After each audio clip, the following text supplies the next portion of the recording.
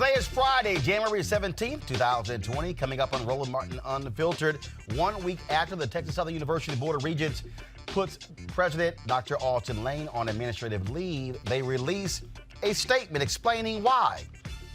Oh, but it is still puzzling, and I have lots of questions. Congresswoman Ayanna Pressley of Massachusetts reveals that she is suffering from alopecia and unveils a completely bald head. We will explain. Also, a Georgia election server shows evidence that it was possibly hacked before the 2016 presidential election, as well as the 2018 election, where Kemp was elected governor over Stacey Abrams. In an interview with the New York Times, Senator Bernie Sanders talks about racism and why white voters went for Trump. A lot of black folks are puzzled by his answer. And a new poll shows that 8 in 10 African Americans believe that Donald Trump is racist. Hashtag we tried to tell you. And a Nashville woman has filed a $5 million lawsuit against a former New York City police officer, a white cop. We'll tell you why. And also, LSU goes to the White House. Donald Trump receives them. But when he says he wants to take a picture with them behind the desk in the Oval Office, one of the white players is excited. Wait to see the look on the face of the black players. And the courthouse in Baltimore has been renamed for the late Congressman Elijah Cummings of Baltimore. And this weekend, women across the country will join in the third annual Women's March. We have all of that for you, folks. It's time to bring the funk on Roland Martin Unfiltered. Let's go. He's got it. Whatever the biz, he's on it. Whatever it is, he's got the scoop, the fact, the fine. And when it breaks, he's right on time and it's rolling. Best believe he's knowing. Putting it down from sports to news to politics. With entertainment just for kicks, he's rolling. It's on go, y'all. It's Roland Martin, Rolling with Roland now. He's funky, he's fresh, he's real, the best, you know he's Roland Martin now.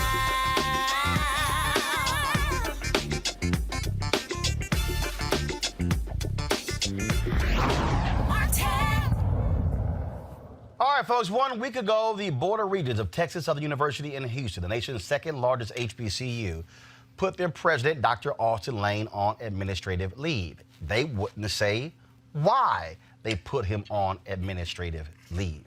Now, a week later, after many folks, including members of the media, faculty, students, staff, and alumni of TSU have been asking and demanding answers, they decided to release this statement today explaining what took place.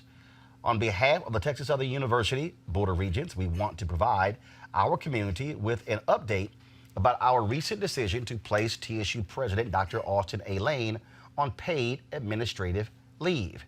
We are sharing this information while remaining mindful and respectful of the ongoing investigatory process and for all of the parties involved. On January 10th, 2020, the Board of Regents met with the Chief Internal Auditor, independent counsel, and third-party investigators for approximately 7 hours. The Audit Committee made a public recommendation to the full board, and consistent with the Audit Committee's recommendation, in a 7-1 vote, 1 abstention, the Board of Regents placed Dr. Lane on paid administrative leave. In October of 2019, members of the Board of Regents informed Dr. Lane that members of the board, the Chief Internal Auditor, and external board counsel had been in contact with local law enforcement given the confirmation of the improprieties in the admissions process.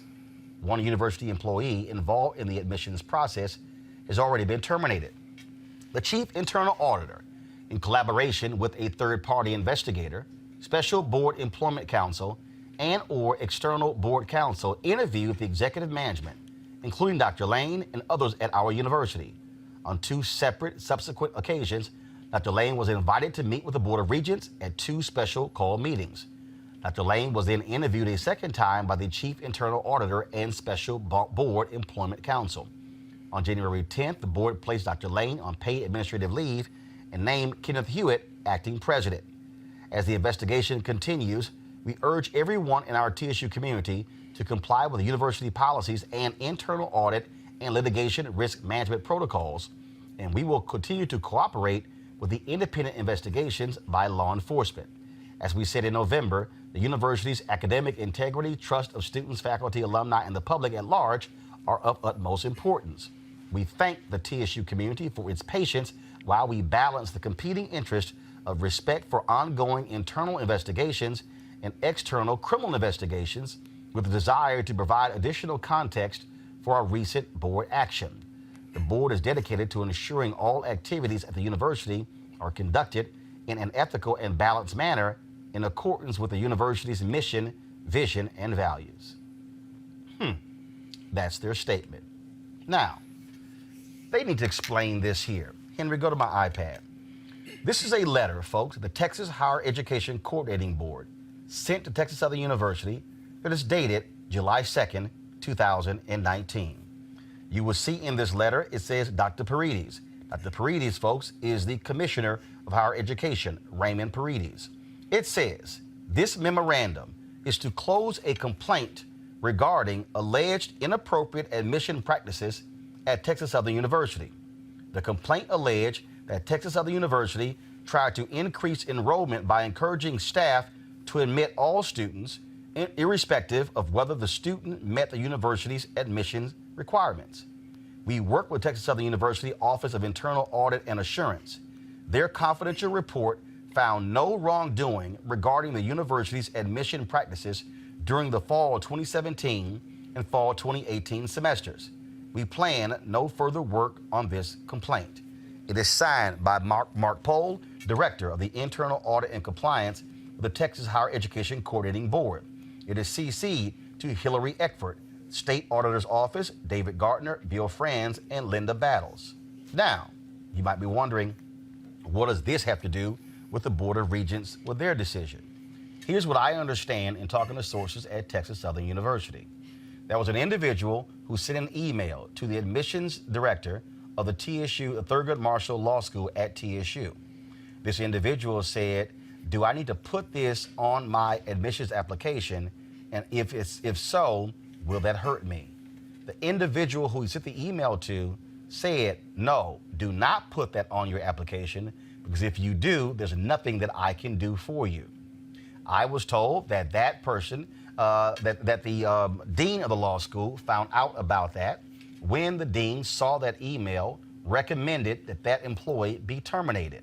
The dean of the law school communicated to the university president that that person should be terminated. The president agreed with that, and that person was terminated.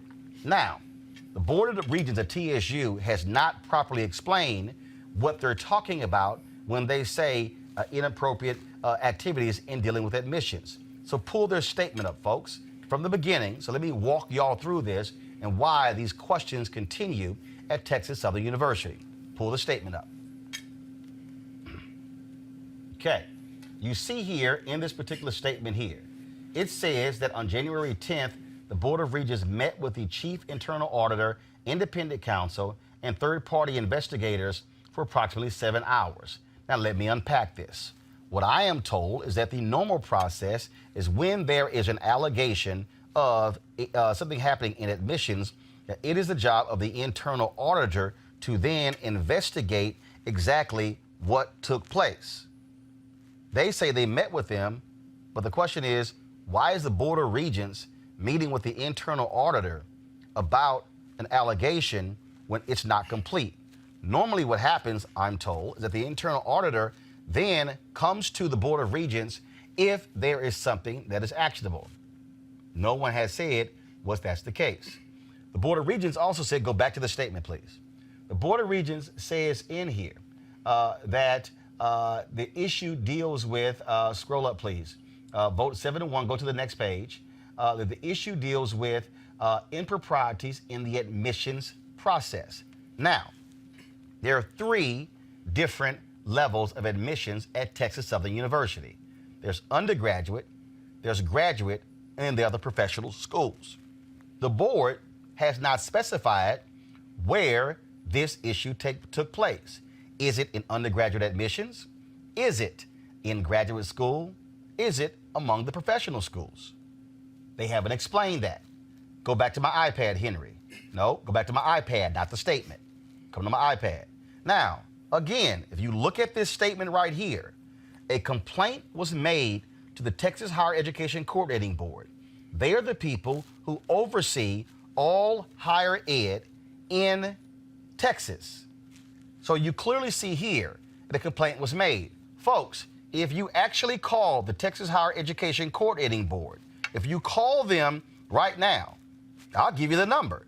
If you call 512-427-6101, you will hear them say that if you are a student and you want to make a complaint against a university, there is a process. Now, you hear in the letter, back to my iPad, so there was a complaint made.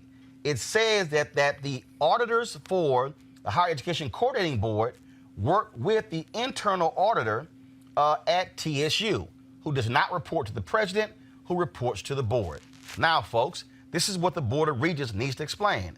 I called the Texas Higher Education Coordinating Board to find out if the Board of Regents had notified them of this complaint regarding improprieties in admissions. I've yet to hear back from the Higher Education Coordinating Board. I also want to know what is the process.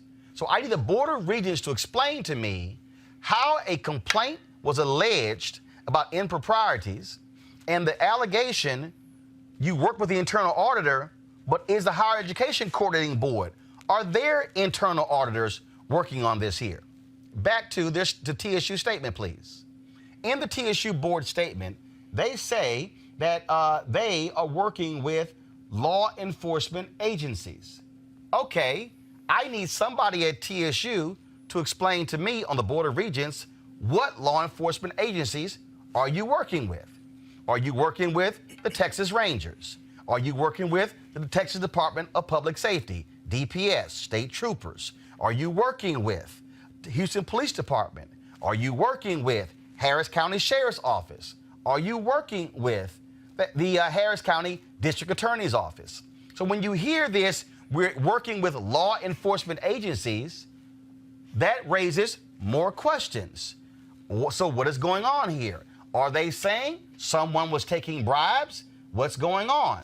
Now, in their own statement, they state that the employee who was involved in this was fired. My sources say goes back to what happened in the law school. All right, the person was fired. That was in September. How is it that we're now in January and the board is involved in this? The Board of Regents is not an investigative body. Why are they involved in an internal audit? That's not their job. Normally, the internal auditor presents findings to the Board of Regents. No one has explained to me how the Texas Higher Education Coordinating Board, how are they not involved in this entire process? Lots of questions here that the TSU Board of Regents has to answer. Again, to take the step of putting, now also I'm told that the president of the university, Dr. Lane, has had no contact with law enforcement, these so-called law enforcement agencies. So the TSU, Texas Southern University Board of Regents, needs to explain what law enforcement agencies are you talking to? 2, why are you involved in an investigation that is supposed to be led by the internal auditor, who then brings their findings to the Board of Regents? 3, why is the Texas Higher Education Coordinating Board not involved in this investigation? And number 4, TSU Board of Regents, what took place that would cause you to go outside of your process and contact law enforcement agencies when, what I understand, in a normal process, if there were improprieties at Texas Southern University, the first thing they would do is contact the TSU Police Department. The TSU Police Department would then contact law enforcement authorities. I'm told none of that happened. So, Board of Regents, your statement you released today is simply not enough to explain to the general public why you would put President Dr. Austin Lane on administrative leave, giving the impression that clearly he has done wrongdoing, when even in your statement, you can't even articulate exactly why this audit committee chose to put him on administrative leave. I also need the board to explain to me how this letter was received in July of 2019, July 2nd, 2019, where they did an audit of the admission practices in fall 2017 and fall 2018 and found no issues. Let's talk about with our panel here. Cleo Monago, he's a political analyst and behavioral expert. Dr. Niambe Carter, Howard University Department of Political Science. And Brooke Thomas is host of Controlling Our Narrative podcast. Dr. Carter, I want to go with you. This is extremely strange when you put a university president on administrative leave. First of all, a week ago, and you don't say why. Right.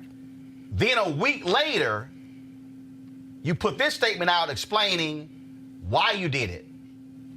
Why did they put this statement out a week ago as opposed to having a whole week of questions from people saying, what the hell is going on? And I still find that statement very vague, actually. It's not a lot there because it's saying this is ongoing and it's this and it's that, but we still don't really know what happened. Is it a pay-for-play kind of thing? Are they saying that the president knew and somehow let all these things happen? Are they trying to avoid a USC type situation? We still don't actually know what's going on. They also talk about admissions. Exactly. Again, that's it. There are three different admissions. So you need to specify. Yes. Is it undergraduate?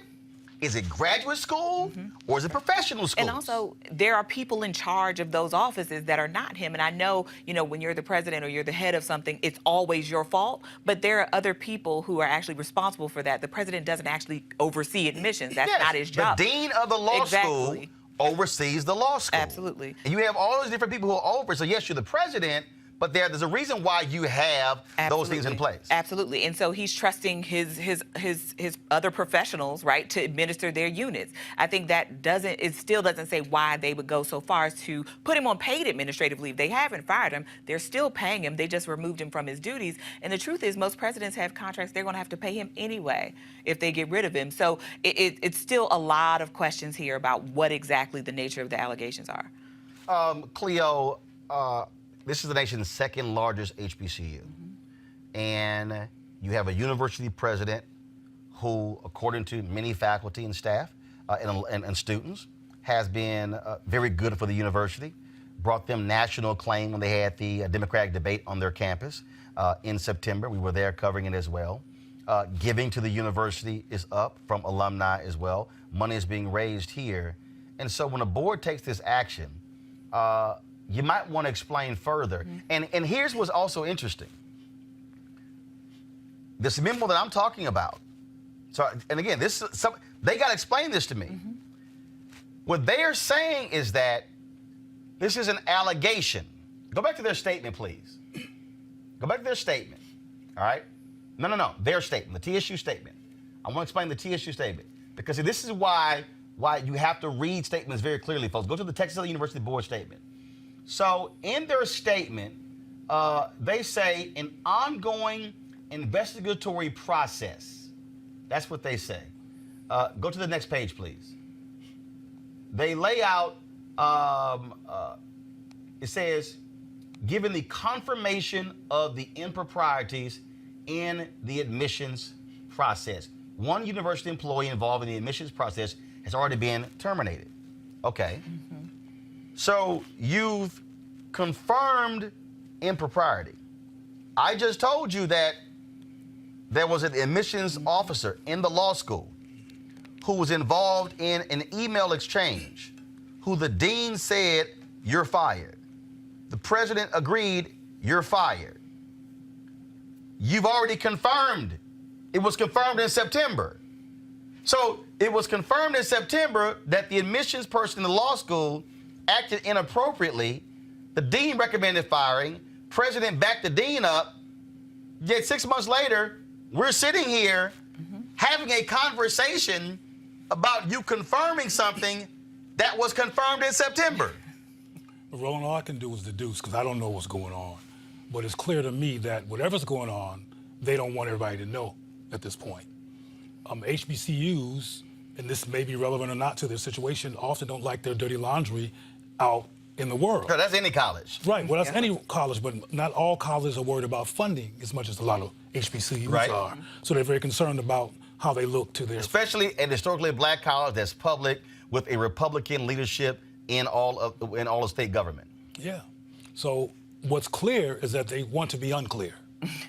Right. And what's clear is they want to talk around something and imply that they're doing their due diligence, but they're not interested in putting it on blast right now. And I think they're just covering themselves because they're trying to prevent controversy, because they don't want to interrupt something.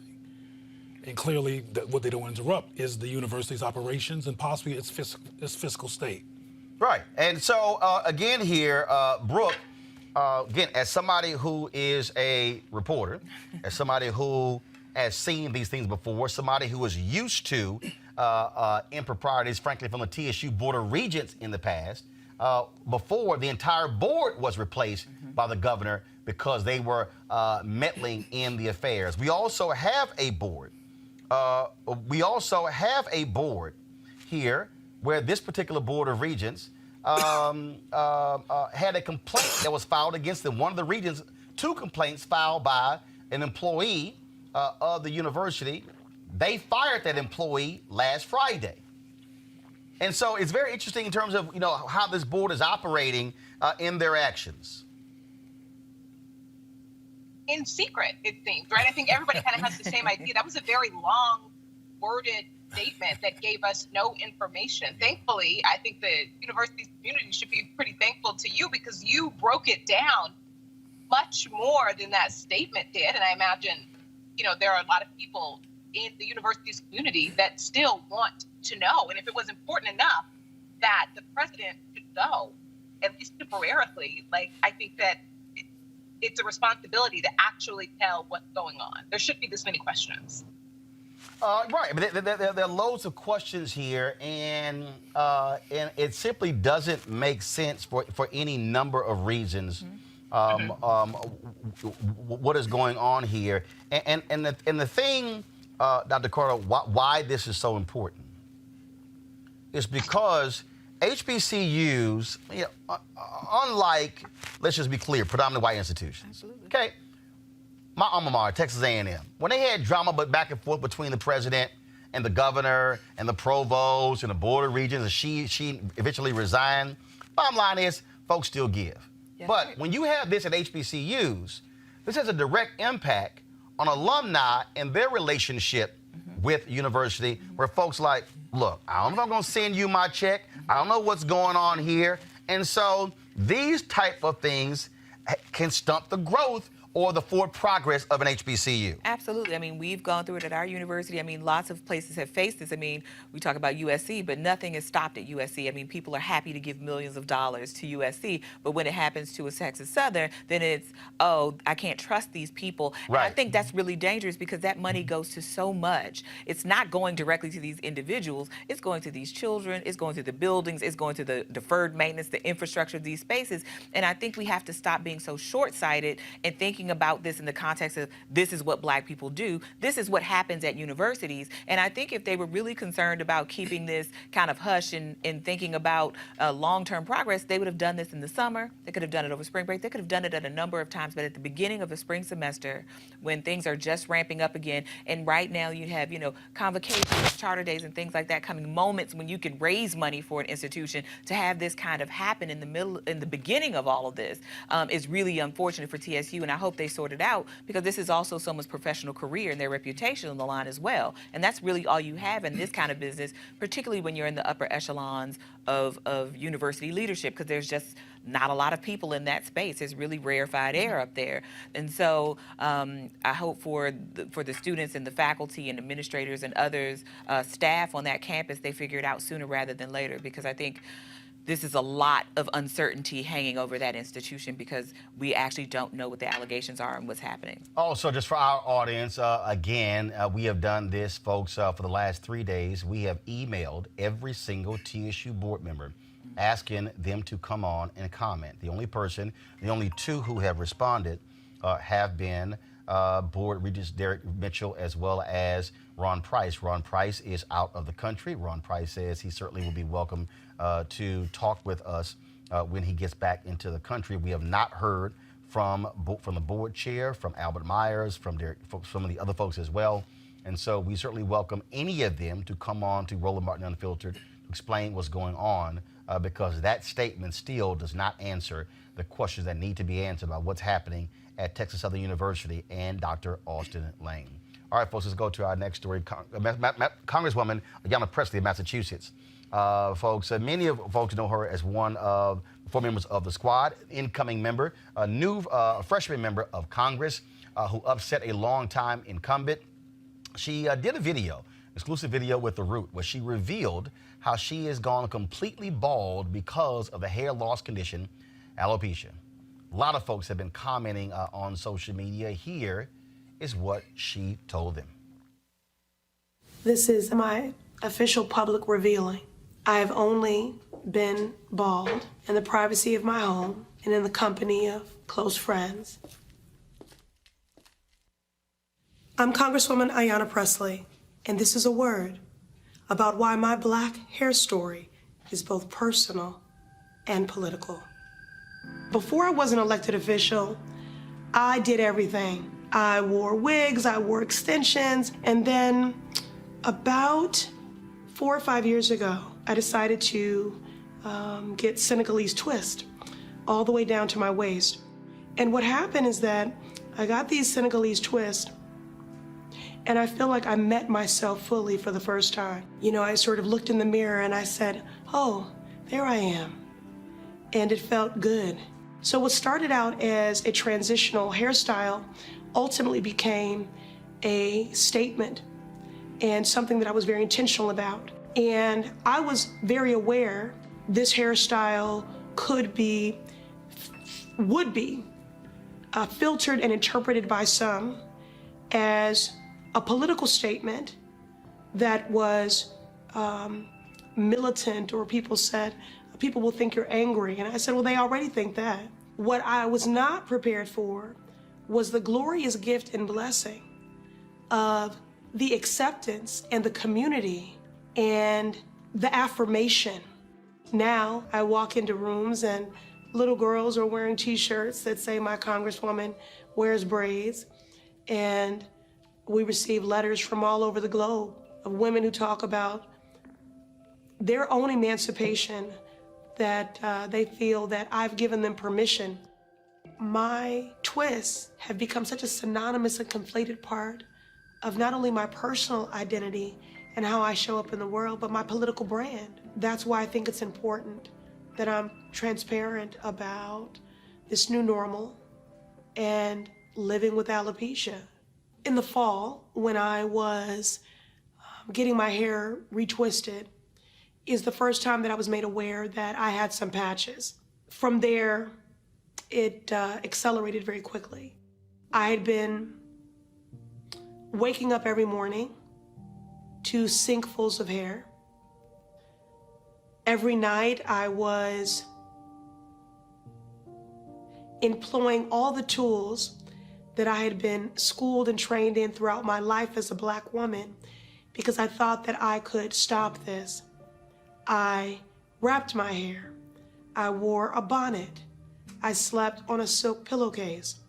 And yet and still every morning, which I faced with dread, I did not want to go to sleep because I did not want the morning to come where I would remove this bonnet and my wrap and be met with more hair in the sink and an image in the mirror of a person who increasingly felt like a stranger to me. And so impeachment eve, the last little bit of my hair came out. I was completely bald, and in a matter of hours was going to have to walk into the floor, the House chamber, House of Representatives, and cast a vote in support of articles of impeachment. And so I didn't have the luxury of mourning what felt like the loss of a limb. It was a moment of transformation, not of my choosing. It is with a heavy heart, but a resolved one, and because I believe our democracy is worth fighting for, I will vote to impeach Donald J. Trump, and I urge my colleagues to do the same. But I knew the moment demanded that I stand in it and that I lean in. And I exited the floor as soon as I could. And I hid in a bathroom stall. I felt naked, exposed, vulnerable. I felt embarrassed. I felt ashamed. I felt betrayed. And then I also felt that I was participating in a cultural betrayal because of all the little girls who write me letters, who come up to me, who take selfies with me, #TwistNation. And I thought of those t-shirts and I just kept revisiting that. And I immediately knew that I was going to want to, when I felt ready, go public, because I felt like I owed all those little girls an explanation. My husband says I don't, that everything doesn't have to be political. The reality is that I'm Black, and I'm a Black woman, and I'm a Black woman in politics, and everything I do is political. I think you might overly intellectualize it and say, it's just hair. People are well-meaning and have been reminding me of the India Arie song, I'm not my hair, you are not your hair.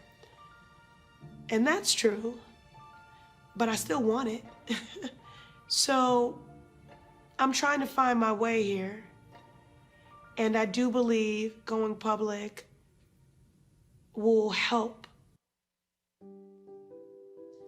This is my official public revealing.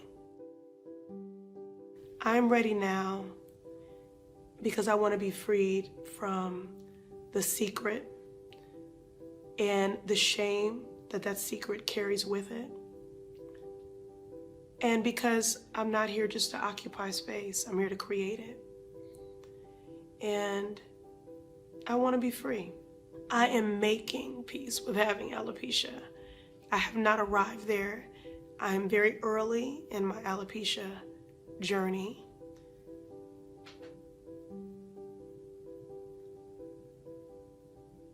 But I'm making progress every day. And that's why I'm doing this today. It's about self-agency. It's about power. It's about acceptance. Right now on this journey, when I feel the most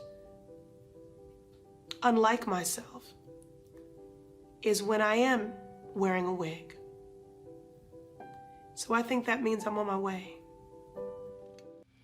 Brooke, I want to go to you first. The response has been incredible.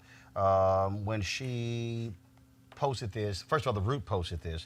When she posted her tweet on this yesterday, it's at 9,827 retweets and 61,200 likes. This was so powerful. I saw this yesterday and I was in tears. It was so, I don't often watch, like on your phone, a video that long, it's just a clip, and I had to stop what I was doing and watch that. It was so powerful, and she said something in there, I'm not just here to occupy space, I'm here to create it, and that's so important. And how she kept making clear that her life as a Black woman will always be political. Everything that she does, her existence is political.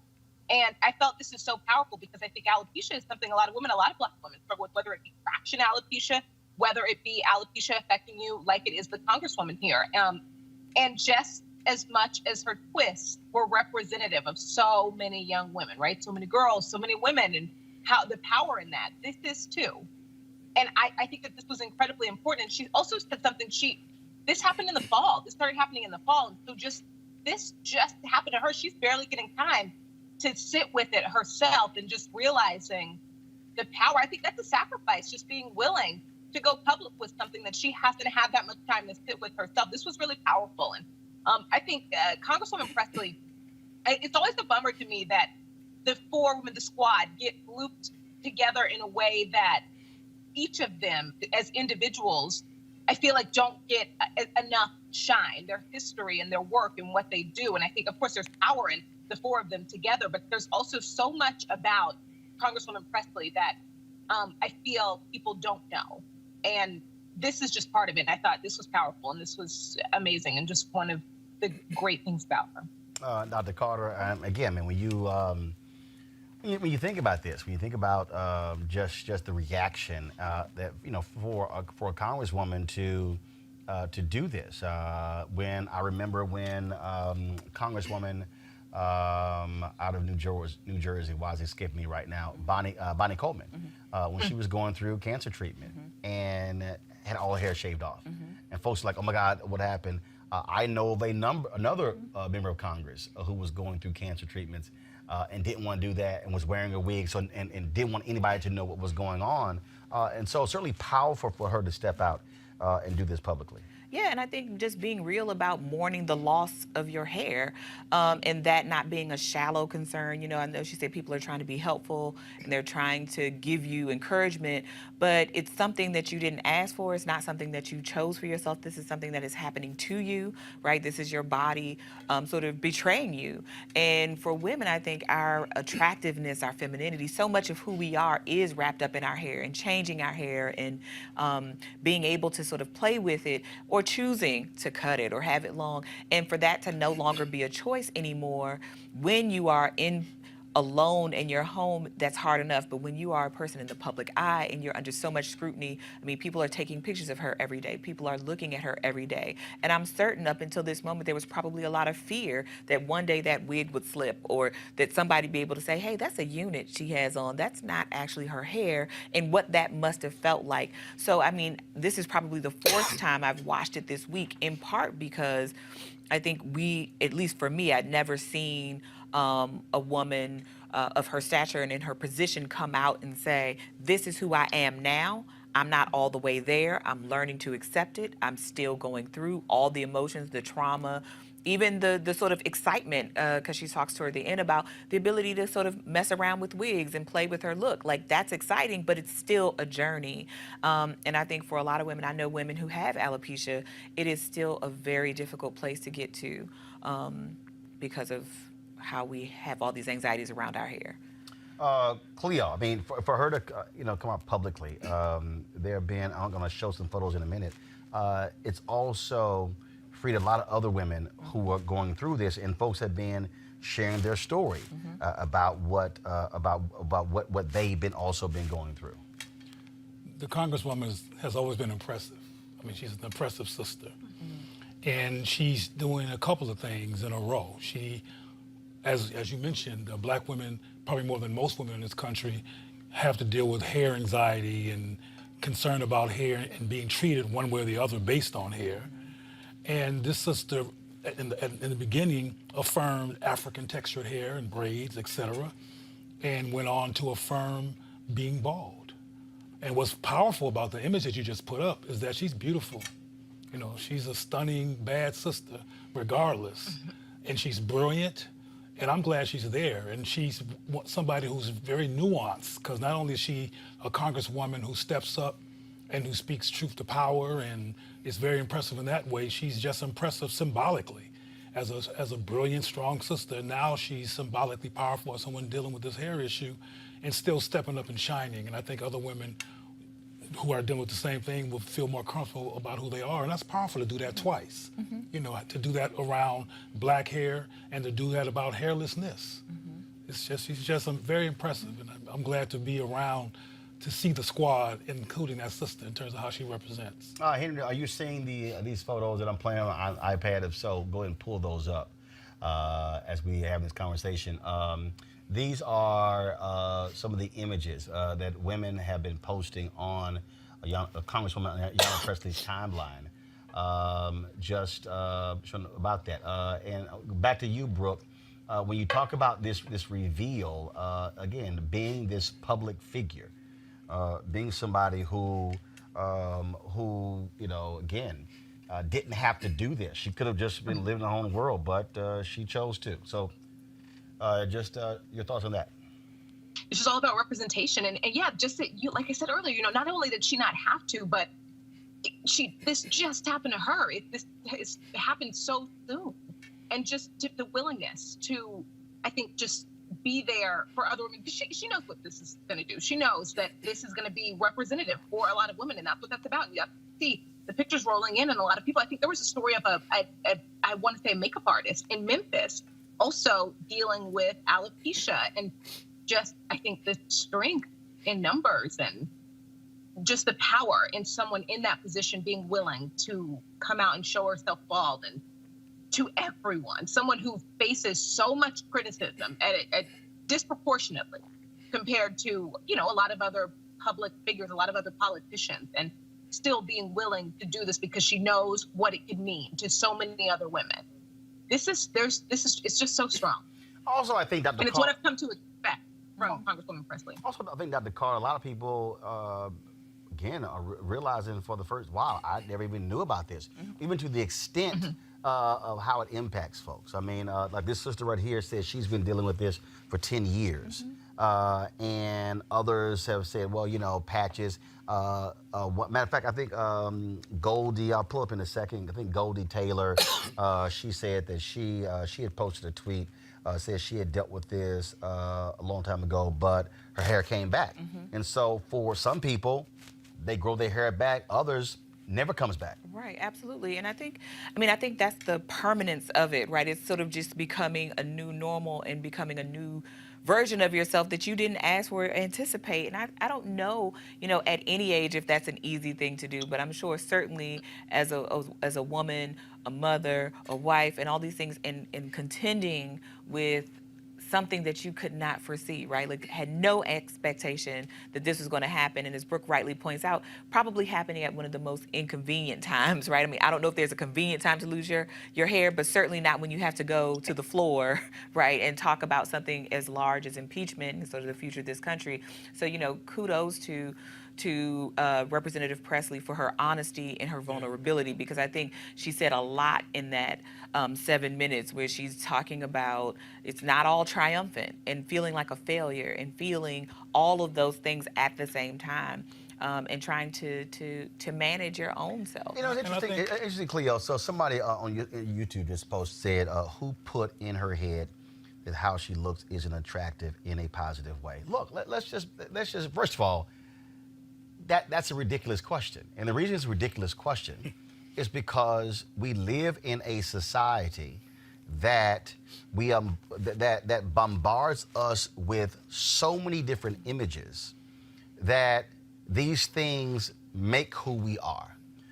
There's a reason why the makeup industry earns billions upon billions. And when Alicia Keys announced that she was going to go makeup free, folks like, oh my God, what are you doing? Because this society has said to women, put makeup on, put makeup on, cover up any blemish that you have. When you talk about the hair industry, I mean, billions of dollars made. And not just with women, billions with men.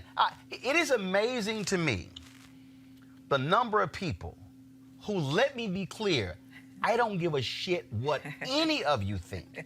It is amazing to me the number of people, I don't give a... You already said it. No. Go give some. Like, I give just, if I can just be real clear, I give zero fucks. Zero. When people go on my Instagram page and go, you should cut all your hair off, I don't give a shit what y'all think, and I don't think about it.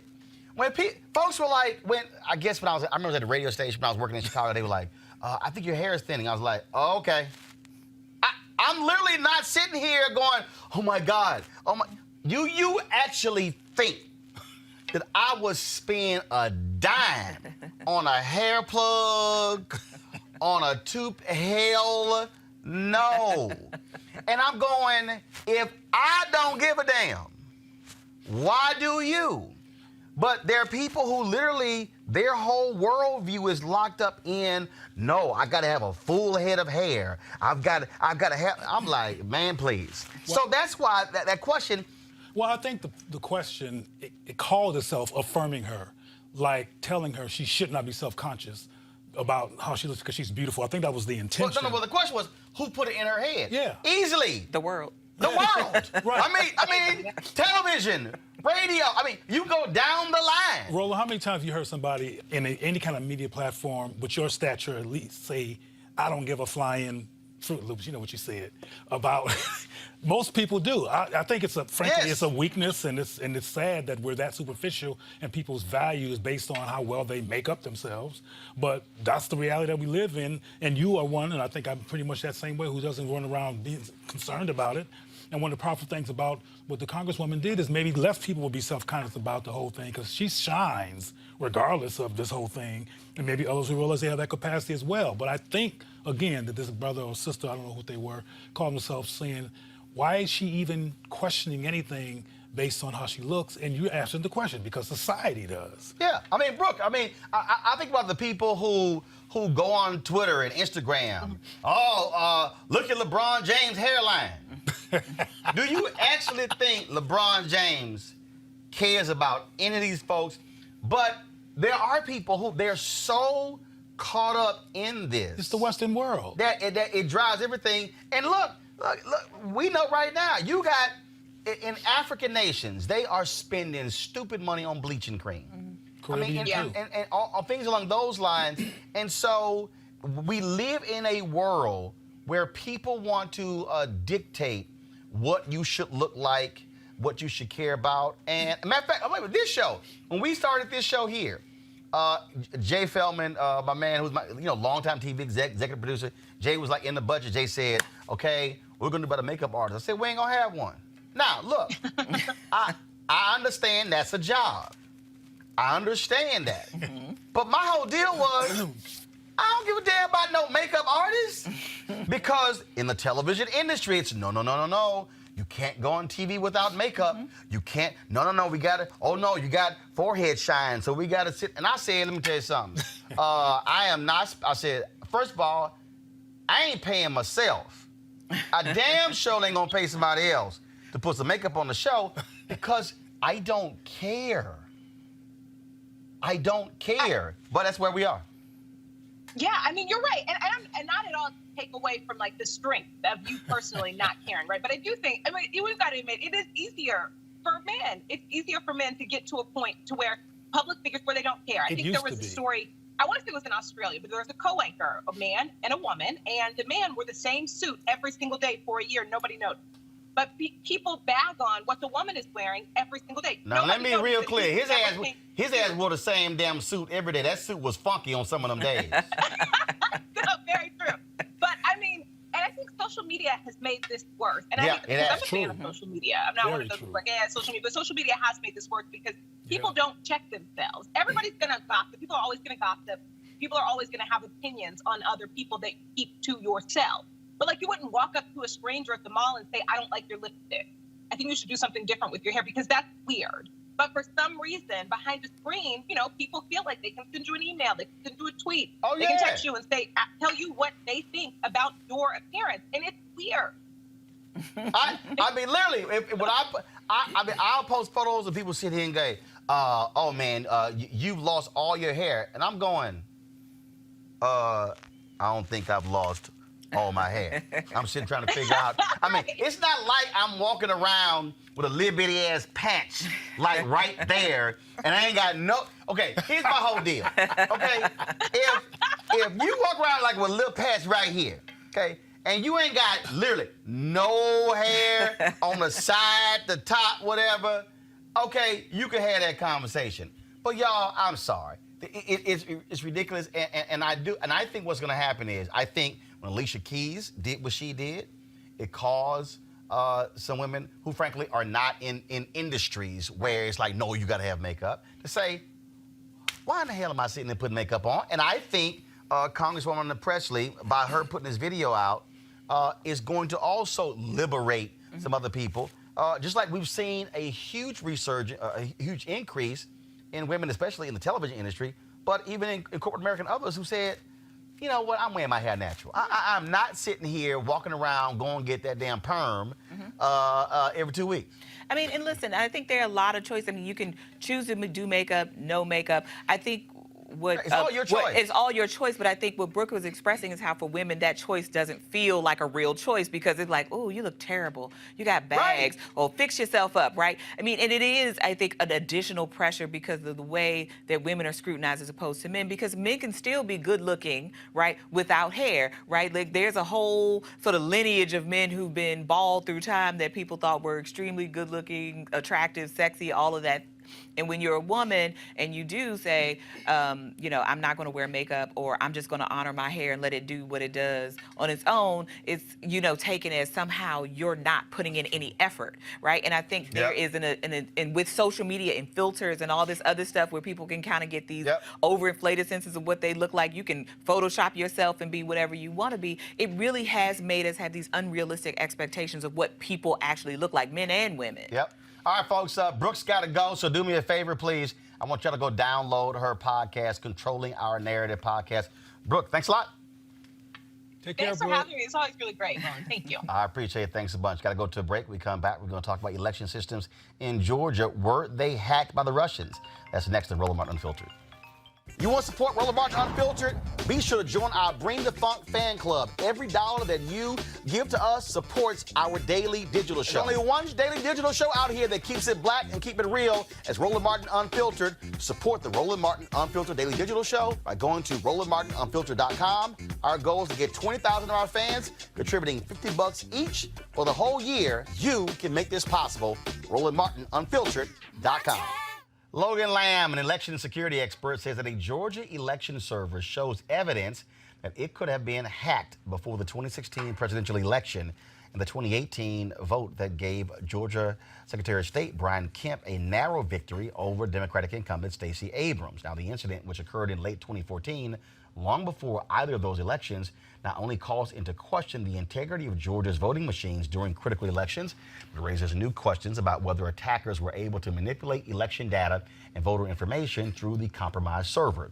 Additionally, Georgia counties were among those that Russian hackers targeted in 2016 when they breached some state websites and probed others for vulnerabilities that would have given them access to voter registration databases and other election data and systems. Cleo, why this is important is because people who don't understand viruses, who don't understand computer viruses, don't realize that folks can plant things and lie in wait and then all of a sudden activate them at a certain point. This also was why when the Georgia folks, when they were sued, when Kemp was Secretary of State, they went after Kemp because they quickly deleted those servers. So the problem is when you wipe the servers of the data, you did not have the ability to track the footprints to see exactly what happened.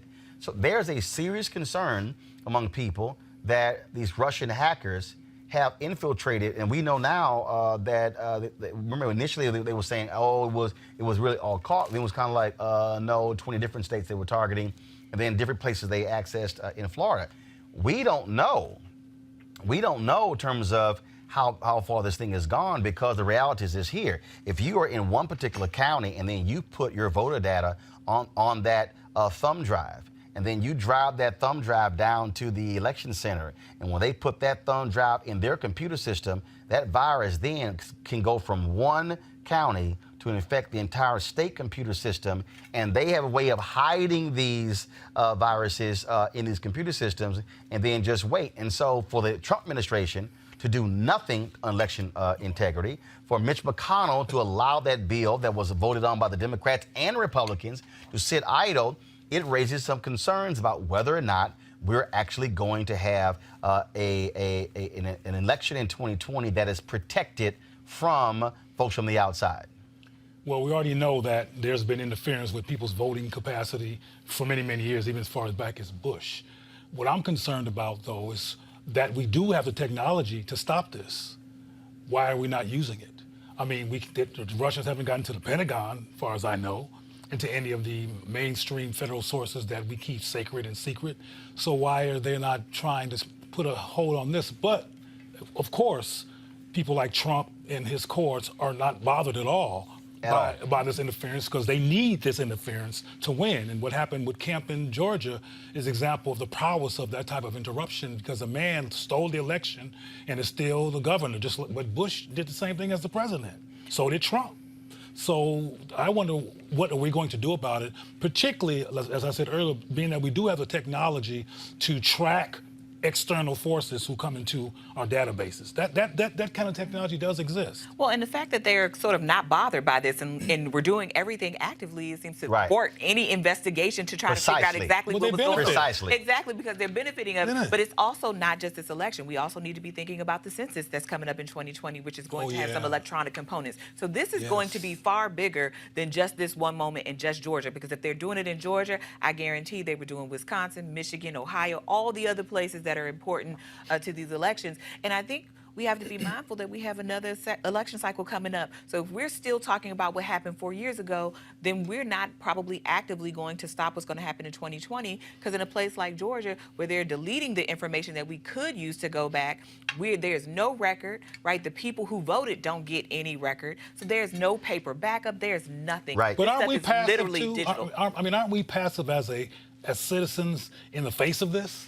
I mean, I don't hear, other than Roland and feel the whispers, I don't hear that much complaining about this phenomena of interrupting our capacity to have a democratic voting system. Well, I mean, I think there are actually a lot of people, because remember when California had that recall vote, it was actually political scientists and others who stopped that because of the voting equipment that was used largely in Black, Latino, and poor districts. But these are where silos. No, nationally, these are But what I'm silos. saying is that I think there is stuff happening, but it's partly siloed because this happens at the state level, right? I mean, they're in charge of the kinds of equipment they use, the timing, the date, all of that of elections happens at the state level. So I think that's why it feels that way. But you do have folks like Fair Fight Georgia and others who are sort of trying to increase capacity to talk about this nationally, because the way it happens in Georgia isn't going to be the same way that it happens in Florida or Indiana or any of these other places. But I do think that as more and more places are going to the electronic voting, we have to always be mindful that it just gives us another way, right, to commit elections fraud, right?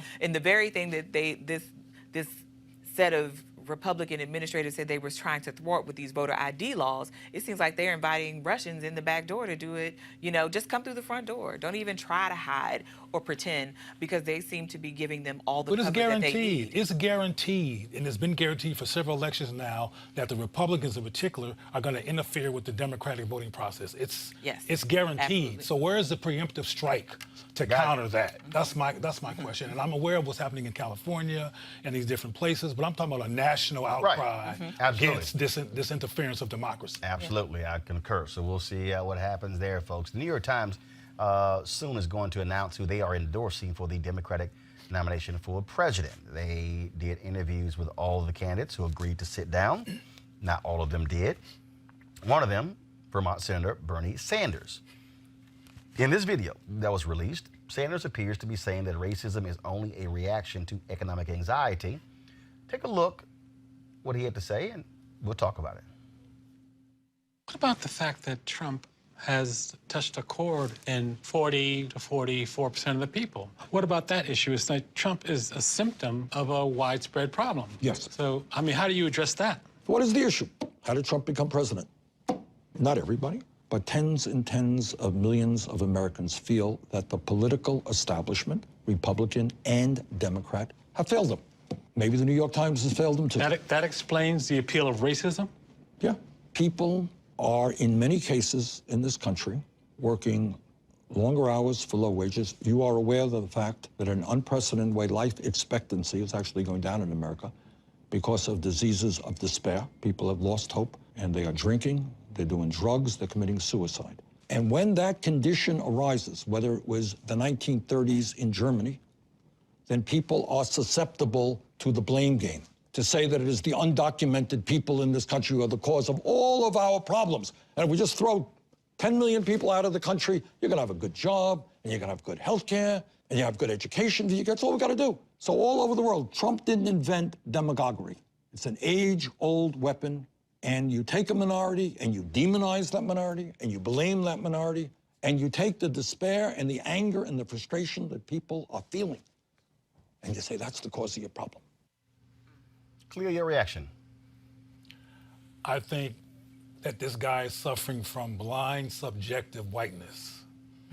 And it's easy for a white dude to say it's not really racism. there are these other factors, and he's proven through this kind of rhetoric, similar to other people who are running for president right now in this lily white slate that's left after everybody else has been dropped out, that he has a white subjective frame of reference and blind tunnel vision, because that's not true what he said. It's not true. Doc? Well, so Bernie Sanders has one gear, right? Everything is about economics. That's it. So he has no way of explaining how this economic anxiety becomes racist and xenophobic, right? And for all the people in the world who are facing this same crippling despair, right? These diseases of despair and the drinking and all this stuff, it only seems to afflict white people, right? It doesn't seem to work like this for other people. And when you think about black folks, for example, we are doing worse than anybody else on most indicators of economic health and wellness. Right. Yet you don't see black folks showing up to support a Donald Trump. So I think the problem with a Bernie Sanders is Bernie Sanders thinks it's always economics, but it doesn't explain race and it doesn't explain racism. That's why that black woman's eyes look like they were about to fall out of her head. And the man asked him very pointedly, so economic anxiety makes one racist? That's not true. And he knows it isn't. Well, I shouldn't say he knows it isn't, because I do think he is actually very sincere and he believes what he's saying. But if everything in the world is a nail and you're a hammer, then you never have another response. You never have nuance. This is you why never understand anything about race and other things. This is why it's important to hold whoever is the president accountable, because we're subject to their subjectivity and their white blindness, and they sign, support, or write legislation and policy based on their subjectivity, and it almost always trickles down into not being effective in terms of powerfully advancing the lives of black people. Absolutely. And if you're going to use solely a class lens, that's certainly not going to work, because white supremacy doesn't have class, because when you look at who Donald Trump's voters were, the lie they told was that it was poor white folks. But that's not who was voting for Donald Trump. So I can't believe this sort of economic anxiety argument. And if he thinks that's what it was, I don't see him winning, because it can't just be the economy, right? When you talk about, at least Donald Trump is going to say, economics are doing great right now. Unemployment is at an all-time low rate. So what's going to explain voting for him in 2020?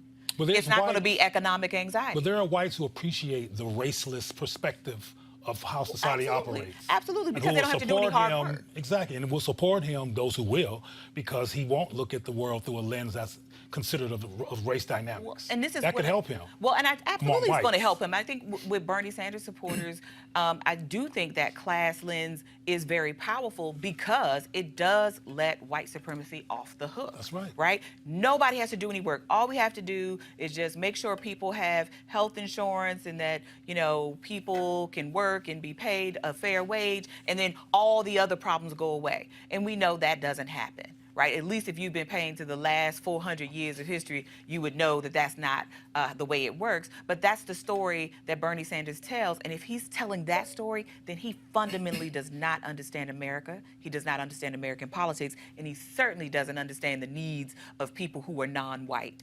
I disagree. With what? So let me unpack this. Play it again.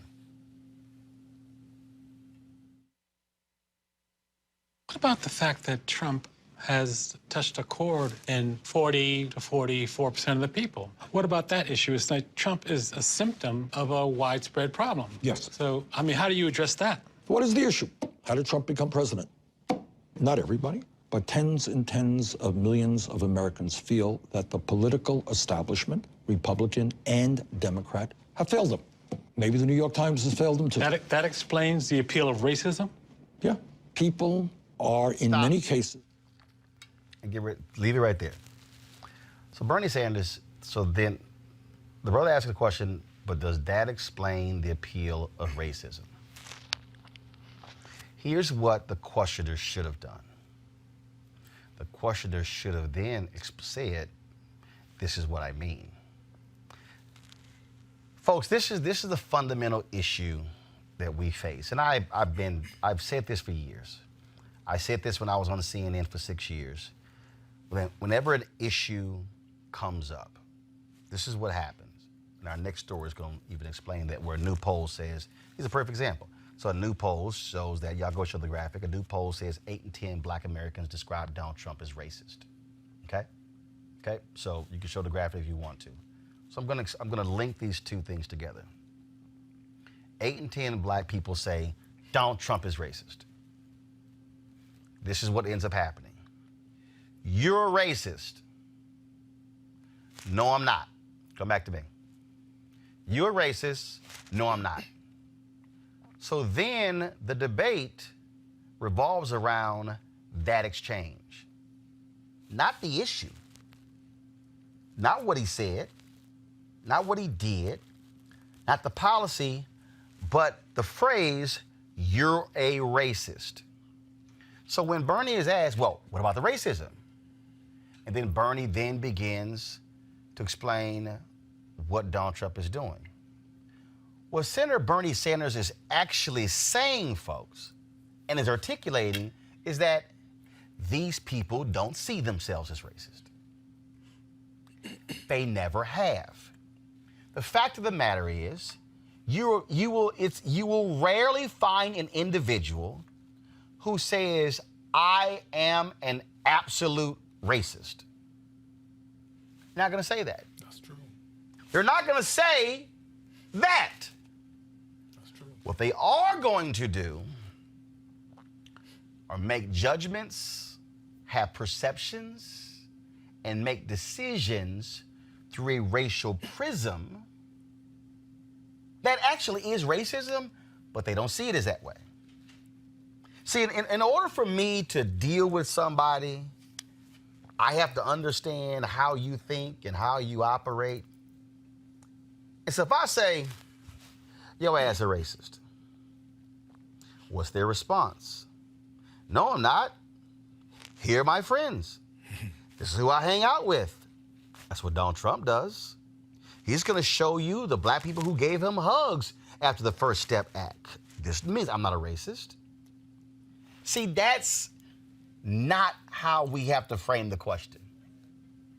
See, some of y'all right now are saying, oh, Roland, you're giving us an elitist answer. No. I'm trying to explain to you human condition. That they're not going to see it here because they don't see themselves as racist. Now, press play from where we left off with Senator Sanders. In this country, working longer hours for low wages, you are aware of the fact that in an unprecedented way, life expectancy is actually going down in America because of diseases of despair. People have lost hope, and they are drinking, they're doing drugs, they're committing suicide. Stop. And So in 2009, Pew asked the question, are you optimistic about the future of America for your children? A majority of African Americans, a majority of Hispanics, a majority of Asians said yes. Only one group at 41% said they were optimistic. That means a majority of white Americans said in 2009 that they were not optimistic about the future of America for their children. Here's the problem with polls. Polls only ask questions, preset, and you can either say yes or no. What you don't have is some ask the question, which is all subjective, why? 2016, September 2016, another poll was done. The question was asked, are you optimistic about the future of America economically for the next 10 years? African Americans, lowest wealth, highest optimism. Latinos, second lowest wealth, second highest optimism. White folks, highest wealth, lowest optimism. You have to then ask the question, why? Why are they feeling that way? Now, it's very easy, and yes, we are seeing this through our black prism, through our black lens. We know what we see because we know history. White people in America are never going to say en masse, we're absolutely racist. But you have to listen to the code words and then begin to unpack what they say, that all funnels, remember what I said, race is not racist, but there's a tunnel that exists between racist and not racist. And all those phrases and code words funnel into that tunnel. So there's somebody who's over here who you can go, you know what, they're not really racist, but they have these racial perceptions. So maybe if racist is like 10, they're at 4 on that line. So they ain't full-fledged Richard Spencer, Stephen Miller racist, but they on that racial line. Press play. When that condition arises, whether it was the 1930s in Germany, then people are susceptible to the blame game, to say that it is the undocumented people in this country who are the cause of all of our problems. And if we just throw 10 million people out of the country, you're going to have a good job, and you're going to have good health care, and you have good education. That's all we got to do. So all over the world, Trump didn't invent demagoguery. It's an age-old weapon, and you take a minority, and you demonize that minority, and you blame that minority, and you take the despair and the anger and the frustration that people are feeling, and you say, that's the cause of your problem. Now, if any of you saw the documentary, The House I Live In by Andrew Jarecki, what you will discover in the documentary is he talks about this whole issue of race and the war on drugs. He talks about how Asians were targeted who were using opium and heroin in the 1800s. They were targeted. He talked about how African Americans were targeted as well in the 1930s and 40s when it came to heroin and cocaine. He talked about the same thing happening in the late 1960s and 1970s. So when you hear Bernie Sanders talk about that, this is what is the deal. The reality is this here. When white people are feeling economically threatened, lynching, their racism increases. Their appeal to direct demagoguery increases. What we have to understand is that that internal racism meter inside of most white Americans who have these feelings, it is suppressed. It's tempered. When the comedian, guy who was on Seinfeld, remember when he lost his mind, Michael Richards? And remember how it just came rushing out, and I don't know where it came from. Because it was so deep inside, he was effective at suppressing it. But in a moment, he lost the ability to be able to temper what he said, and it came, quote, rushing out. So a lot of people are attacking Bernie, saying he doesn't get it, he's clueless. No, he's not. What Bernie is actually doing is articulating for us exactly how those white folks think. And so that's how Trump is able to play both sides. That's how he can have the little black comedian, the little court jester, Terrence Williams and Candace Owens, and these other people who are supporting him, who serve as the Pastor Darrell Scott, Diamond and Silk, Paris Denard, all these black folks over here, but then you look at the actions over here. And so what we have to deal with is a demagoguery. And that, Cleo, I think, is what he's saying there, because that's what we've seen. When we go, that's racist, it immediately is going to shift the conversation away from the issue to now this thing that you really can't prove, and you just having a debate on racist, not racist. Well, okay, Mr. Behavioral Expert. In most cases, racism can be proved. But I don't think this is really the issue, and I'm not sure how much we agree or disagree on some kind of spectrum, but I do believe that racism, as we call it, because we're talking about a poll now, is such a norm in this culture that it's not seen as racism. Racism is, white supremacy mythology is drenched in everything. Right. You can't turn on TV and know, but a lot of us, including black people, have become numb to it as a norm, so we don't sit in critique of it, we sit in adaptation to it. So now we celebrate it. Not exactly. So not only do white people have a hard time calling something racist, a lot of black people do too. Precisely. Because if black people had the clarity to recognize racism and how far and wide it is, we'd be up in arms. The so-called Black Lives Matters movement would have not went away, but stepped up because things under Trump have gotten worse for us on a policy level, let alone on the ground level. But I think that the issue with, what's his name, Bernie, thank you, is that it's white subjectivity, because what he did put in, he's Jewish, is he Jewish? Yes, yes. What he did put in there was the Jewish Holocaust, the 1930s, what happened in Germany. That's what he was referring to, and talk about what happened to his people. Though he don't see racism, though he feels like these are social determinants that are affecting people's lives and making them want to get numb on drugs, or just simply economics. He did bring in the Holocaust, his struggle. Because the man has white subjectivity and white Jewish subjectivity. And frankly, people like Bernie Sanders who have white subjectivity are not helpful to black people. They're not, because they cannot see the elements of race and racism and how it affects us, because they're somewhere else in their own subjectivity. I think it's interesting, frankly, while he puts racism to bed as a real problem, he brings in the Holocaust from the 1930s. And Dr. Carter, the bottom line is here, to Cleo's point, and I met with Senator Bernie Sanders specifically about this when he kept attacking identity politics. Yes. And that was, and that really was in a response. That was in a response to the fact that he lost to a woman. It was in a response that he lost to a woman because black folks didn't support him.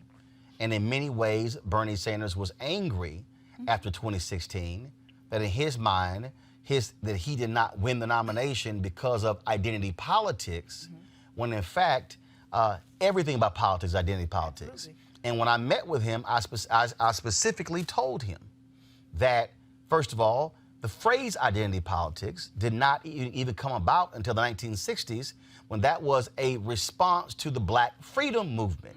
And then, of course, you had the women's movement that came on the heel of the Black freedom movement. And so you had the late 1950s, 1960s, then you had the 1970s with the women's movement, Title IX. And so all of a sudden, to criticize you fighting to be treated like a full American, oh, you're playing identity politics. And so Bernie Sanders, that frustration is there. And so, yes, when he's talking about these folks out there, oh, it's because of this, and he says working class economic anxiety, you're absolutely right.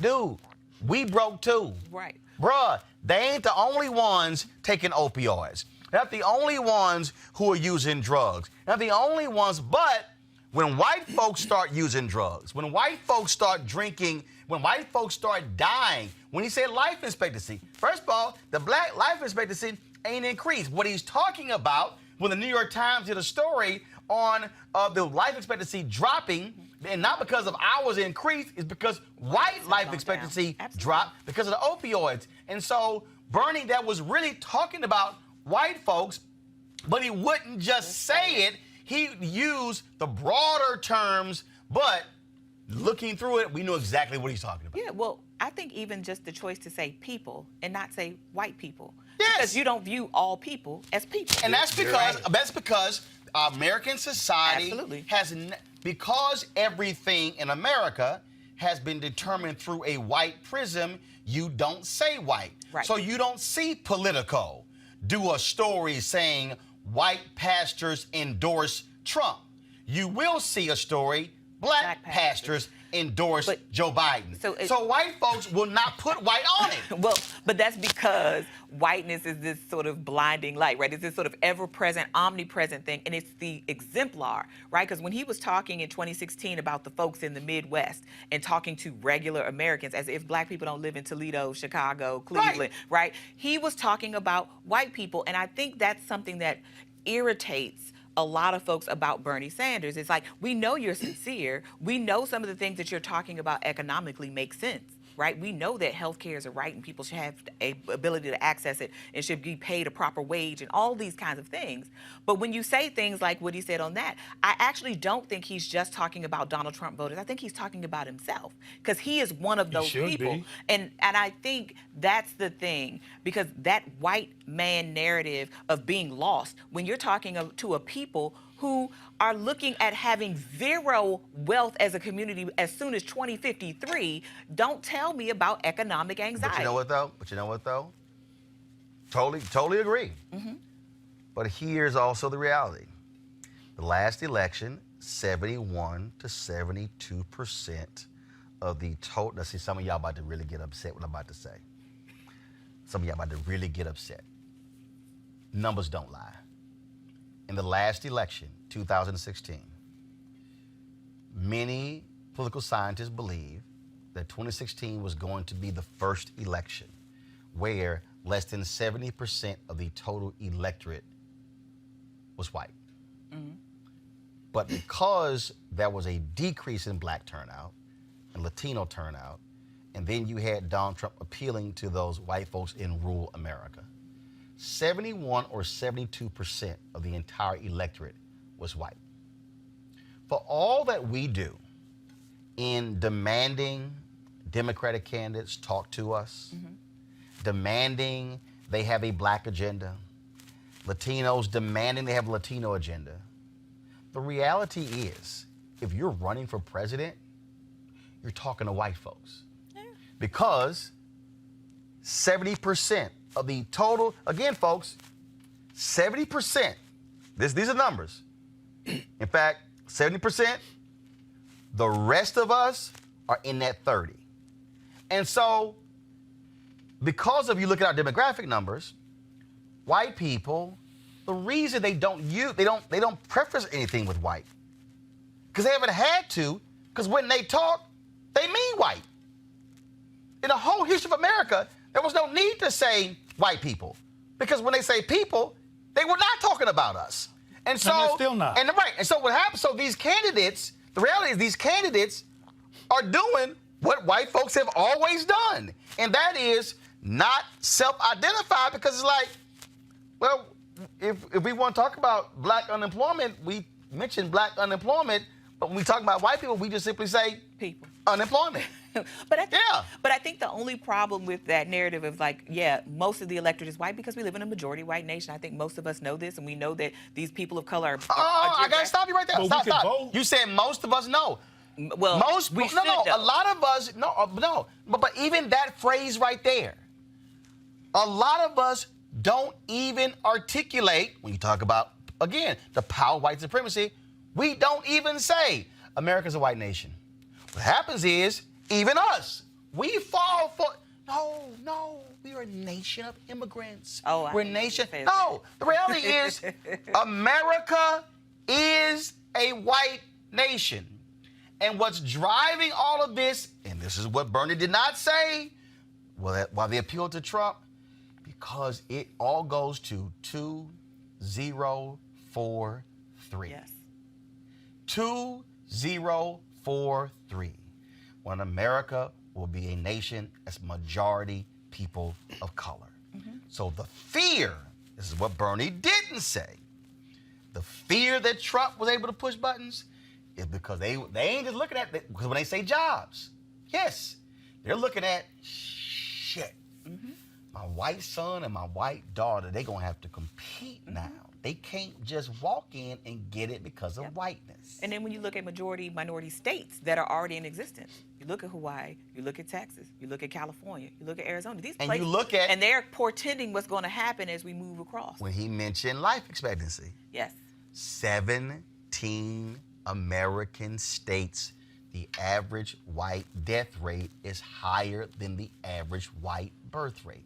But see, the bottom line, though, and I think, frankly, Bernie represents this too, no matter how appealing it is to some black people, is white folks ain't sitting back being passive in the midst of this threat. No. They are actively on the liberal side, Sustained. independent side, Right. and on the Republican side, but a little more clandestinely on the left side, because it's really politically incorrect to be not supportive of all people on the left side. White people ain't playing that game. Like, we don't like y'all. Stay out, get the hell out of here. We're putting up walls, jails, your mama, whatever, don't come. But the white supremacists who are on the left with the left green piece and don't kill the seals uniform on, we're sitting here in the midst of all this white threat to black progress, the very life of black people through police brutality, et cetera, and basically being very, very passive. Right. So my question is, what are we going to do in the fact that we are living amidst white folks who ain't playing? I mean, we just got to finish talking about how they're interrupting the vote, and the Russians, who's white supremacists as well, and how they have all this things that they're sitting up to make sure that they can do what they did to Stacey Abrams and to the brother in Florida. What are we going to do? And even when you talk about the changing of the country, Roland, in terms of it becoming more people of color, black reproduction is here. Latino reproduction is here. And getting here and here and here.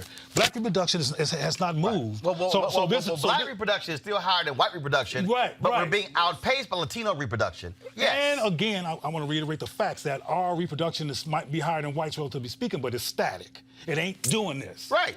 So as the country changes to something beyond white, in terms of white people, that don't mean it's not going to. Well, it doesn't mean it's not going to be anti-black. It still could be anti-black. First of all, when you look at the numbers, so right now. It can still be anti-black under Latinos. That's what I'm saying. I'm not go saying, to Florida. I'm not go to other parts of the country. That's my point. Is you're right. Like, just because we need to get ready is what I'm saying. What are we going to do? Doesn't mean we're sitting here in front of a freight train that's long enough away for us to actually stop it from running us over, and we're not stopping the train. Which is why in nearly every speech that I've given in the past 5 years has been that. Which is why, for me, when we talk about why do we do what we do on this show, when it comes to we talk about wealth building, when it comes to education, when it comes to why we have to vote, because all I have been yelling is 2043, either we better be in position to take advantage of a demographic shift, or we're going to get run over. That's right. And that's why. And again, so why people keep wondering, they're like, well, why are you doing this show? It's because you're not going to hear this on MSNBC. For all of how liberal they are, all black people are number one watching them. You're not going to hear it there, or CNN, or Fox News, or the broadcast networks, because their agenda is not to speak directly to us and what we're about. That's why. But I will say this, as we are talking about these demographic shifts, I do want us to avoid doing what white people do and say it's these people because they're having more babies than us, because they're younger than us. Those are the people we should be scared of, because I think that can have negative consequences on our community. So I think we can have a real conversation about numbers and demographics. Yeah, we can state what's a number. No, right. But what I'm saying is, but let's not fall into the tropes I want to be real clear. Of those. That's not my intentionality. I'm not suggesting it's your intention, but I'm saying that language can get real loose. And even though it's not what you think, there's others who might think this. Right. I'm talking about the absolute fact that we keep hearing about the browning of America, the changing of America, 2043, et cetera. And I know lots of black people who are assuming that we're going to have an increase in power because of reduction in whiteness. Precisely. And I'm saying that ain't necessarily true. Precisely. That there's all kinds of interruptions of black progress, black self-love. The media has telling black people, do not love black people. Run the Biff and whatever these white women's name is, Becky, that's the one they use. Run to them, love them. It's almost impossible to find on a daily basis two black people in the media loving and caring about each other in terms of intense, consistent, reliable love story. And I can go on and on with all these different things that are getting in the way of black people focus on the whole concept of loving, caring about black people, and black parents raising black children to value black people. But I want to go back to the point that you said when you said that when people hear these numbers, they automatically assume that something magically is going to happen with power. I go back to 2008, and I got receipts. When I wrote the piece for Essence magazine, when I said the election of President Barack Obama is not going to all of a sudden flip a magic switch and all these things change, there is still going to be lots of work to make it happen. So the point here is that if you take what Bernie Sanders said, and again, my reaction to what Senator Bernie Sanders said is not as angry and as visceral as a bunch of other people who I see on social media. Because, again, I'm listening to what he's saying. I'm also understanding in terms of how folks think in this country. But I will say this here. There are people who are going to the polls in November who are white, who are about the protection of white interest. when you hear the phrases American values, Yep. American morals, what makes us truly American, they are speaking through a white prism. They are not looking at it how we are. And so that's why we really need you supporting this show, because we have got to have places that are here to purposely reprogram black people and reprogram folks to teach them about what is going on. I'm literally working on a book proposal about 2043. I'm telling you, 2043 is real, and folks see it. Republicans are purposely trying to pack the federal courts in order for them to be in control, because they know. And I know we're over time, but I gotta say this in 120 seconds. When you say there's a redefining of American morals and values, Joe Biden said this. It was edited, and people were like, oh, well, Joe Biden said. We talked about our culture didn't come from Africa; it came from Europe. If you heard the whole clip, Joe Biden was actually saying, y'all, this is about white people. He actually was saying that, and he was explaining why that's a problem. He was saying, look, this is where it came from. So when you hear the decline and the disappearance of American values, and what makes us America, they are talking about whiteness. They ain't just saying it. That's what they're talking about. Because what they know is that over here, black folks and Latinos, we look at this thing totally different. We look at the flag in a different way. Those of us who have been reprogrammed or never programmed based upon white supremacy. We look at public policy differently than they do. And so when you hear those phrases, you had better understand what they're saying. And you gotta have places who are gonna say that versus those places who mainstream media, who not only are going to repeat it, but they're going to actually exemplify it. Yep. And that's why it's important. Last story real quick. Tomorrow, women are going to gather in D.C. and other cities across the country for the 4th Women's March since it was launched in 2017. This march will be a total rebuke of the policies of Donald Trump. Marchers will start gathering beginning around 10 a.m. with the start time set for an hour later at 11 a.m. For more information, go to womensmarch.com/2020March. And again, those 53% of white women who vote for Donald Trump, let's see if they do it this time. Real quick, Cummings Halliburton of Nashville, who is black, filed a $5 million federal lawsuit against Michael Reynolds, who was a white former New York police officer. In the lawsuit, Halliburton says that Reynolds kicked in the door of her home and screamed that he would break every fucking bone in her neck and called her and her children niggers. In connection with the July 2018 incident, Reynolds was convicted on charges of assault and criminal trespassing and was sentenced to 15 years in jail and 3 years probation after pleading no contest for misdemeanors, and he was fired. He said he entered Halliburton's home by mistake, thinking it was his rental property. Reynolds resigned from the New York City Police Department earlier this month following an online petition calling for his firing in support of Halliburton. The petition was signed by more than 10,000 people. Today, Donald Trump welcomed his new favorite college football team, the Louisiana State Tigers, to the White House today.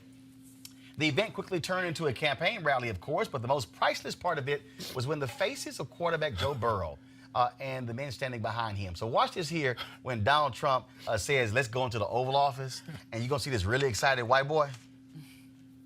Look for the faces of the black people. Press play.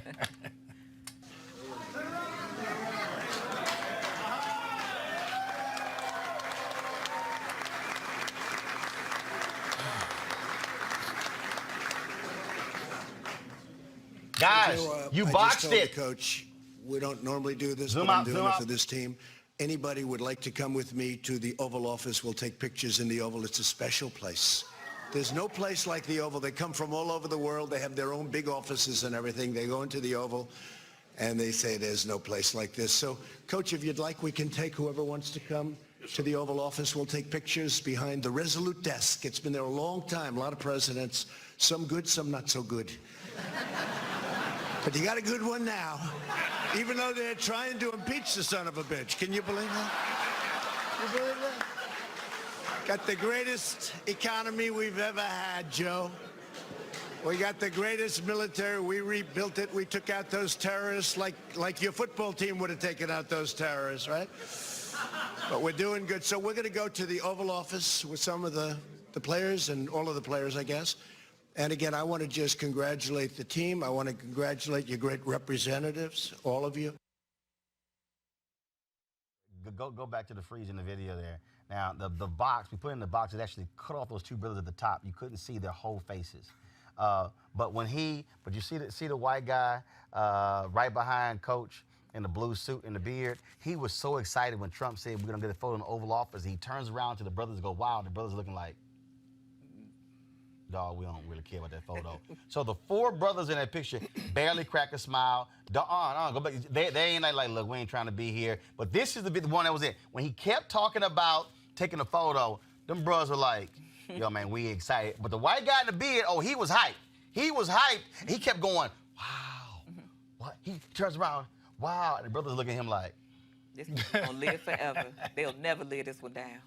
Right. Never live this one down. See, that's why you don't go. See, Exactly. That's why you don't go. Cause it's like I ain't gonna stand here in front. I ain't trying to be here. I'll be like, say, player, y'all can go, but I ain't gonna be here. Well, he said who wants to go. They didn't have to go. But that white-black response that you're illuminating represent this country. Right. The white guy was like, Yeah.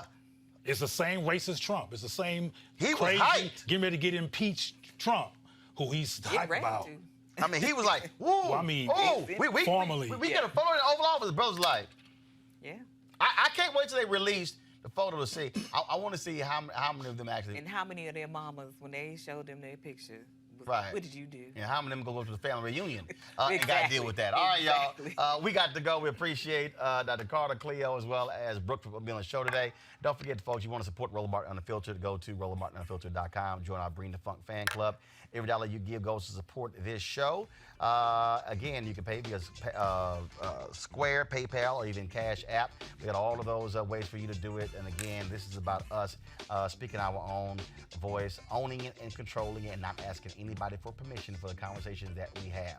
Monday, I'm in Bentonville, Arkansas, speaking to the black folks at Walmart on MLK Day. We're going to have a special show on that day as well. And so, as we always end the show on Fridays, here are the people who are supportive of this show, who join our fan club. If you don't see your name, choose an email, and we'll make sure to get that taken care of. And also, this is the Afro Tech. This is the conference Blavity put on. So I want to go ahead and rock this. And Henry, if you can, I rock these shoes. Matter of fact, you know what? I can't show the shoes. Let me go ahead and show y'all the photo. So look at Cleo. Cleo trying to cop my shoes. So I can't show you. Hold on. I'm pulling a photo up. Don't worry about it. Nagaz Footwear, what they did is a black-owned company out of Atlanta. They sent me these shoes here, and if you go to their website, so you see these shoes right here. So they sent me 3 pairs, so I certainly appreciate it. I'm wearing the ones with the African continent, and so I appreciate that. We're going to see them. We're going to have them on the show next week. So they'll be on the show next week talking about their company, the products that they actually put out, and so we look forward to that conversation. So the shoes match. So I needed a hoodie that was green, and so luckily I had the Afro Tech hoodie. All right, folks, I got to go. I'll see y'all Monday. Holla!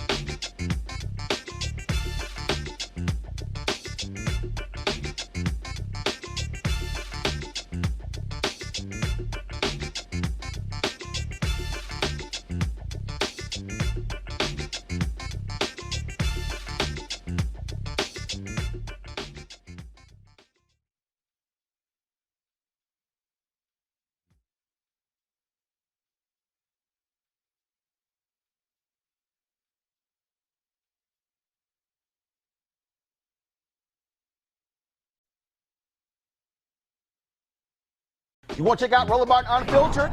YouTube.com/Roland S. Martin. And subscribe to our YouTube channel. There's only one daily digital show out here that keeps it black and keep it real. It's Roland Martin Unfiltered. See that name right there? Roland Martin Unfiltered. Like, share, and subscribe to our YouTube channel. That's YouTube.com/Roland S. Martin. And don't forget to turn on your notifications so when we go live, you'll know it. Hey everybody, this is Sherry Shepherd. You're watching Roland Martin Unfiltered, and while he's doing Unfiltered, I'm practicing the wobble. Yes, I am. Because Roland Martin's the one, he will do it backwards, he will do it on the side. He messes everybody up when he gets into the wobble, because he doesn't know how to do it, so he does it backwards. And it messes me up every single time. So I'm working on it. I got it. You got Roland Martin. Hi, my name is LaToya Luckett, and you're watching Roland Martin Unfiltered. What's going on, everybody? It's your boy Mac Wiles, and you are watching Roland Martin Unfiltered. What's up, y'all? It's Ryan Destiny, and you're watching Roland Martin Unfiltered. What up, Lana Well, and you are watching Roland Martin Unfiltered.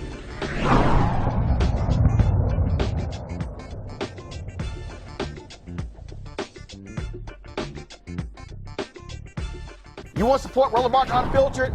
Be sure to join our Bring the Funk fan club. Every dollar that you give to us supports our daily digital show. There's only one daily digital show out here that keeps it black and keep it real. As Roland Martin Unfiltered. Support the Roland Martin Unfiltered daily digital show by going to RolandMartinUnfiltered.com. Our goal is to get 20,000 of our fans contributing $50 each for the whole year. You can make this possible. RolandMartinUnfiltered.com. Hey fam, want to check out Roland Martin Unfiltered? The blackest show on all of digital, cable, and broadcast. Check out our audio podcast. There's only one daily digital show out here that keeps it black and keep it real. It's Roland Martin Unfiltered. Press play.